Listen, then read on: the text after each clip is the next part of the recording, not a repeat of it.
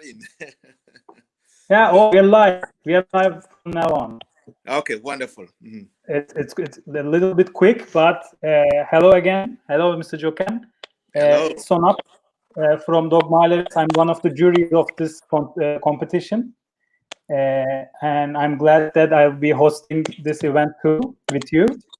Thank you. It will be a half an hour interview, like Q&A. If you have questions from our audience, it will pop up in the screen and we'll answer that. Okay. I want to not to interrupt you too often, but I have 4 or 5 questions to you. Thank you. First of all, we would like to get to know you better. Can you introduce us from yourself? Okay, so thank you so much, first of all, for the opportunity of being here with you today. My name is Djoken. I'm joining you from the United States of America. Yes, I have so many hats, right? So many titles, but I think there's just 2 of them. Actually, the most relevant introduction for me, regardless where I am, is that I like to be known as a social justice activist. Okay? Okay. Djoken is a social justice activist. Now, for your audience, it may be important to know that I'm the executive director of UNESCO Center for Peace. It's based in Washington, D.C., okay, United States, and president of the U.S. Federation of UNESCO clubs, centers, and associations. I know it seems very complicated, but basically, to put it in plain language for some of your viewers, that UNESCO has so many networks. One of them is the civil society. Okay, under the World Federation, most countries have what we call the National Commission. They also have what we call National Federation of UNESCO clubs. These are the people like you and I that are taking the ideas of UNESCO and turning it into something that's meaningful. Okay, so that's in a nutshell what I do. So president of the U.S. Federation and executive director of UNESCO Center for Peace. Thank you very much. And in a nutshell, actually, we are trying to do the same thing in our competition, because we are trying to do something meaningful with our coders, with our designers, with the competitors, and that's why it's really helpful for our contesters and our viewers to see your views and the UNESCO's views about social development goals and technology and other things. This event's mainly organized by students, university students. Metin and Göktürk organizing this event and really gather the meaningful community in Turkey. And from now, yesterday, the competition started and it will end tomorrow. The 15 different teams with like 15 different coders, computer scientists, data scientists, designers, trying to come up with an idea and a prototype. It could be a mobile game, it could be a board game, or a street game. The range is really wide. So we're trying to come up with a meaningful idea. And it will be a great opportunity to create awareness about on SDGs in Turkey. I know UNDP, UNESCO will try to organize events and stuff to create that awareness in Turkey.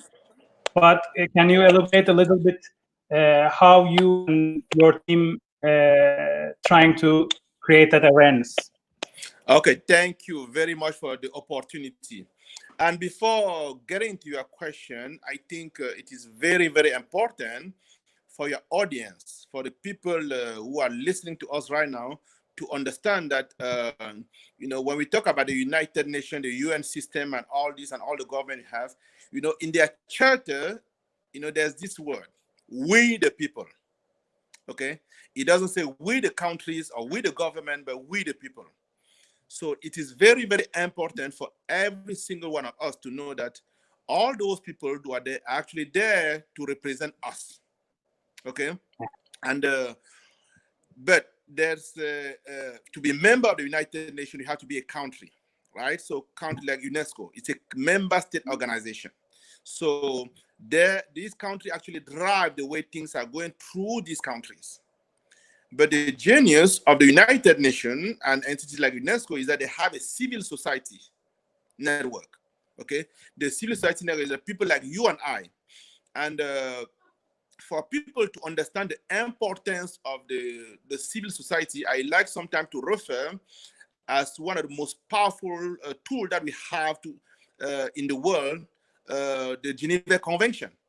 Okay, the Geneva Convention was not proposed by a country; it was by a civil society, by people, that were not represented as a government.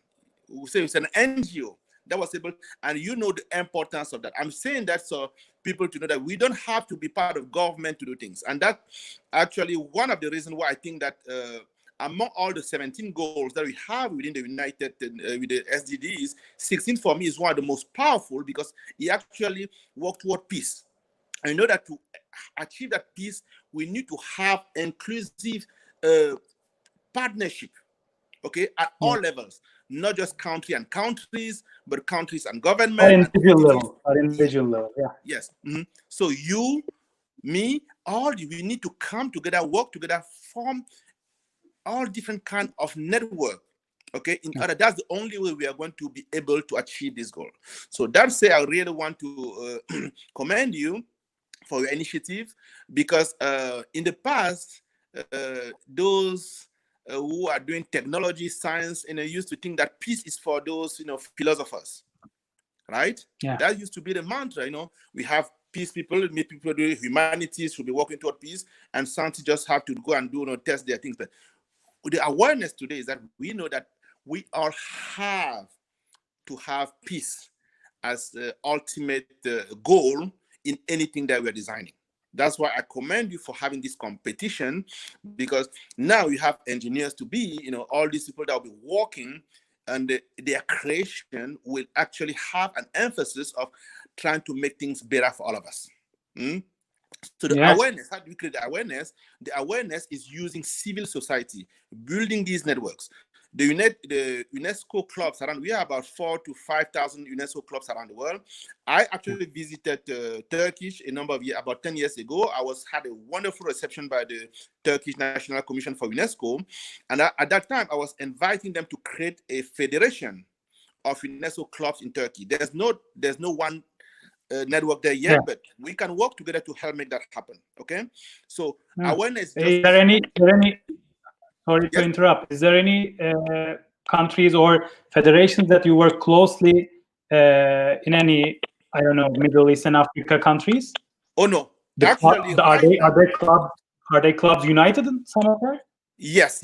We have among the way the structure is, have the World Federation, and we have regional federations. And the European Federation, because the US somehow is part of the European North America Federation. We are doing an amazing job over there. We actually right now, as we speak, organizing some event to celebrate the 75th anniversary of UNESCO. And we have the European and North America Federation is actually doing a partnership with the African Confederation. So there's a lot of activities that are going on right now, and I think it will be very good for you. Yes. So just to mention a few, one of them, the French Federation is an amazing federation. I'm working with him. The US Federation and the French Federation happen to have a president that were African born. So, which is very interesting at this moment. But we have the Romanian Federation. The president of the European Federation is from Romania. They have an amazing federation over there. In Cyprus, we have a federation, and many other. So I will be able, after this, to connect you with all of these, because we have activities going on, and it'll be good to know what you are doing. Again, this goal 16 of the certain. Oh, you there? Through me, you'll be reaching all these clubs.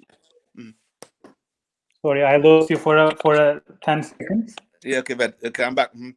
So we have a lot of federation in Europe, in Africa. Actually, I'm the product of the African Federation. Can you imagine that when I was 16 years old, I was already president of a club in Cameroon, where my birth country. So I've been spending all my life. Yes. Wow. It's really amazing. And I say that to encourage all the young people working here that sometimes you do things because you think it's just fun, but it end up becoming a life choice. So all the people talking about, again, to go back to your question, awareness is about building networks. All the NGOs, organized communities, doing what we are doing right now. Okay, because once we finish this, even this is an engagement. So when you exactly, engage more, your network and your community gets bigger. exactly, And exactly. Because your case is really inspiring. That you run a club in Cameroon, and then here you are. It's so inspiring. yeah, exactly. And if I can do that from Cameroon, that means every single person can do it. And that's another thing that I would like to leave to. So let's just work together using all the networks possible. Right now, the world is going through a very challenging time. The Secretary General of the United Nations stated that, and we, the people on the ground, okay, we don't have to wait for government. We need to connect. We need to work together. We need to embrace each other. And then once we do that through competition like that one, I think we can raise awareness. And 2030 is not very far. We need to achieve the sustainable goal by 2030. We barely have 10 years. So we need to do something different, reaching out to schools, institutions, develop partnership in order to make that a reality. Yeah, it is. So as you mentioned that we don't have that much time to achieve that goals. So we have to build things that escalate really quickly. We have to use technology to see that compound growth about the design, about what we are designing, and how we are reaching to peace. So in the works that you do, in the works that UNESCO and UNDP do, in the awareness and the networking and the clubs, how they're using technology and how they're using technology after the coronavirus era. Okay, I will tell you that we got caught.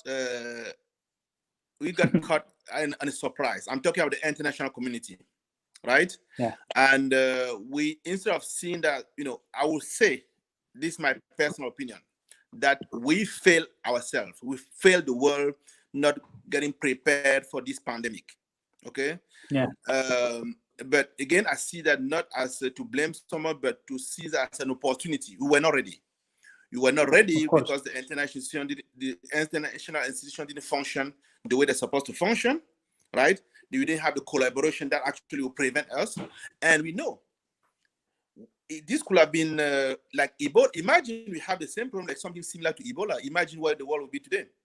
So the world is prepared by someone that's going with nuclear war, with nuclear arms, and then defeat us, but we are not prepared to attack those small things we cannot even see. I'm talking about this virus, COVID-19. So this is a time to really sound alarm, because again, to answer your question, technology has not been used enough to prevent in the search of world peace. Okay. Yeah. We still, until now, the mindset is that we have diplomats, that's going to go and mediate between faction parties. The enemy today is coming from unthinkable places, viruses threatening world peace today. So right now, there's been some consciousness about actually getting science and technology in the forefront to help people. But you also know that we do have a gap between the North and the South, East and West, and technology is not necessarily the thing that is available. I will tell you an example. I still go to places when I visit Africa. I still go to places people are learning about computer without even seeing a single computer. People working, they are learning how to program on a computer that I'm telling you, nobody will believe actually still exists in the West. So there's a gap there that needs to be filled. And I think that given that we are aware that the next pandemic could actually be the end of the world, you are scared of this atomic bomb, but there's something more smaller could come.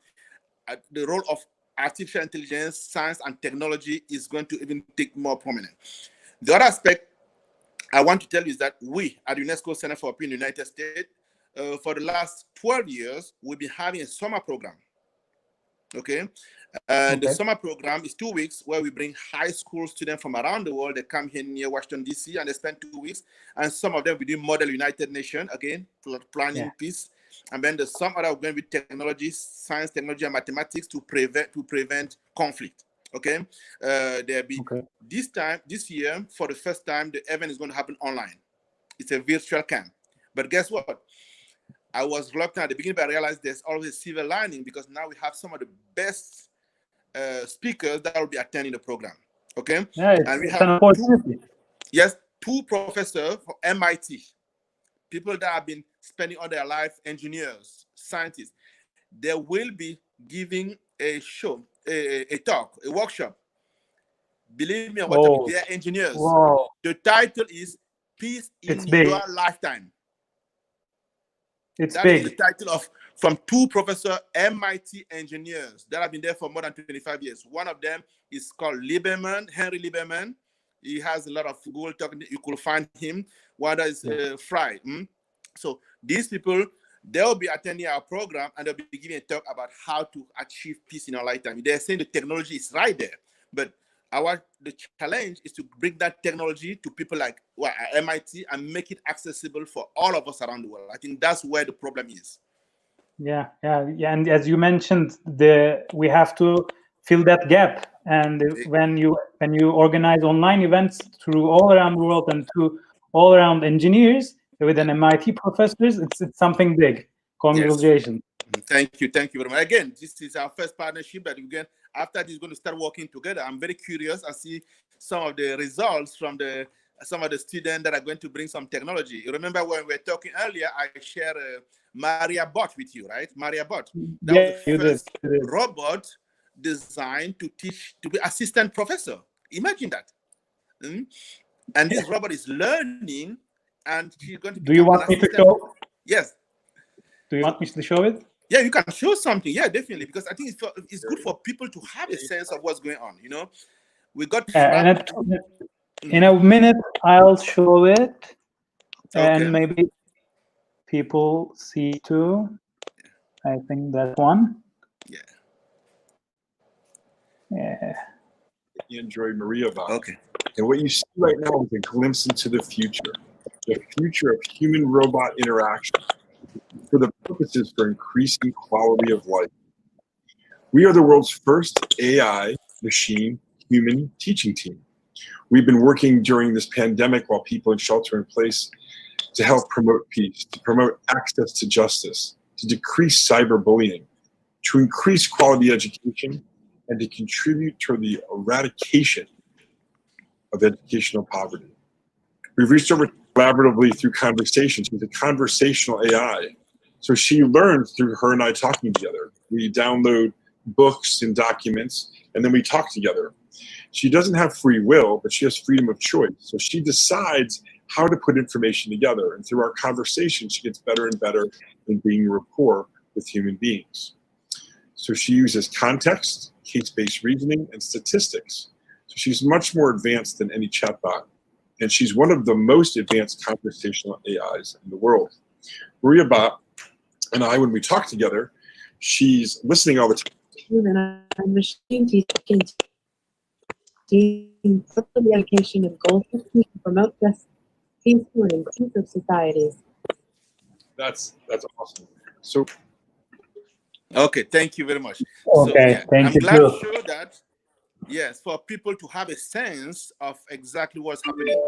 And these engineers just have to know that I was born in Cameroon and today I'm American, but the great thing is that I know that the ingenuity is everywhere. I've been across the globe, and the problem is just to create the environment that people that have great ideas could actually blossom. And that's what we need right now, right? So another way for us to make this happen besides the summer camp is that every year we have a competition that's open to students around the world. And I was sharing that with you, and this year, and we used to have about 600 people from all around the world, 100 countries, participating in our competition. These are young people, as early as 11, 12 years old. And again, the topic usually are around the sustainable development are what some of the things that the United Nations is doing. So I remember you show one of our students, one of the laureates that we really like the work. I would like to show that, I don't know if of course. we can stream that. Of course. Yes. It's the puzzle game, right? Yes. Yes. Let me show you.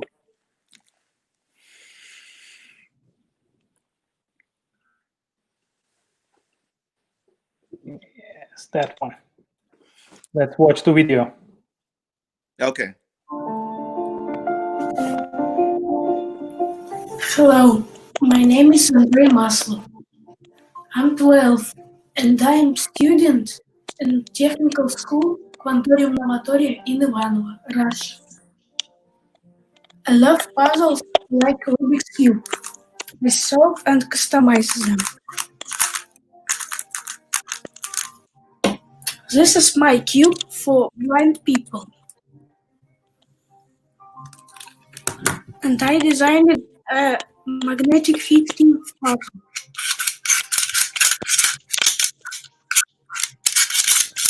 My father told me about sustainable development goals. They are important and complicated. But I know that there are 17 goals. It would be nice to design 17 puzzles for kids. They play and learn goals. Like many people in the world, I study at home now. I shared my idea with my team, High Tech in Quantorium, and we made design.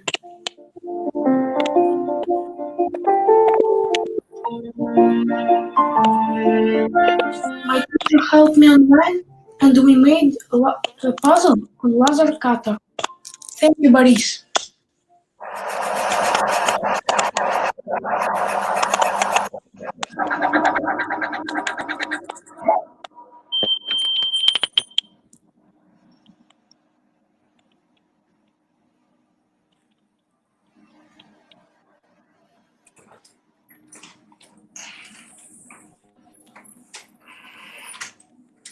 That's it. Is it hard to solve?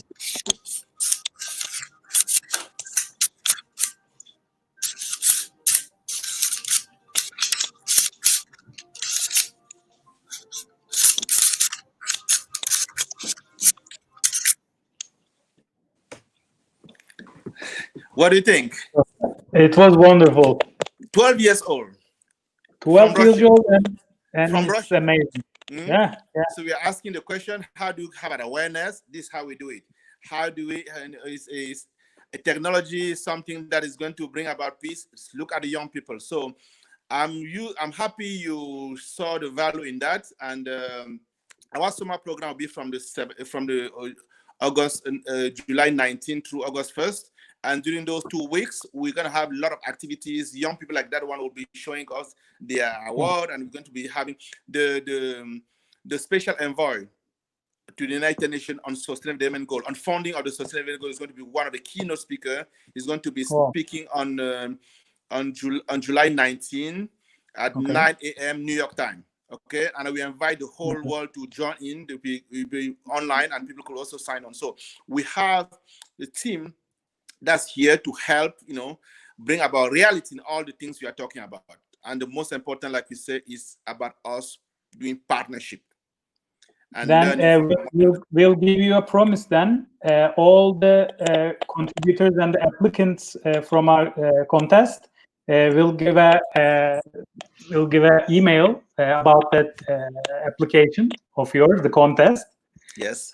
And I'll be happy, and I'll provide them to contribute that contest, because what they're trying to do in here, they can do it on scale of in your contest too. Oh, thank you. I want to thank you for that opportunity, because again, that's how we are going to bring about real peace around the world. Okay, young people don't, sometimes we have the older generation.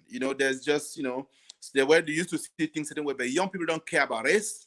They don't care about gender. They don't care about sexual orientation. They just want to be together and help bring about real peace. I've seen that every single year, and I think that working together, reaching out to you, the next time we are going to have this, you can count me as a partner, okay? We're going to make sure that we have other people fighting from everywhere. The next time we have an activity, we're going to invite you. And again, for me, that's how we are going to bring about real peace. Yeah, so that's the engagement. That's the network you're trying to build.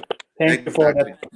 Okay. The other thing I wanted to say before, to let you ask any question if you may have, is that we at UNESCO Center for Peace, our mission is to help raise a new generation of peacemakers that are going to strive to make the culture of peace something we see every day, a commodity every day, through education, science, culture, and communication. So if you believe in that, join us. Because UNESCO was founded, it's a member state organization. The diplomat will do whatever the diplomats do. But as a civil society, we have more flexibility. We could interact, we could engage. And I hope that not too far down the road, there will be a federation of UNESCO clubs in Turkish, and some of you will be leading that organization. And I'm here to help you make that happen. Thank you for that. Thank you for that call.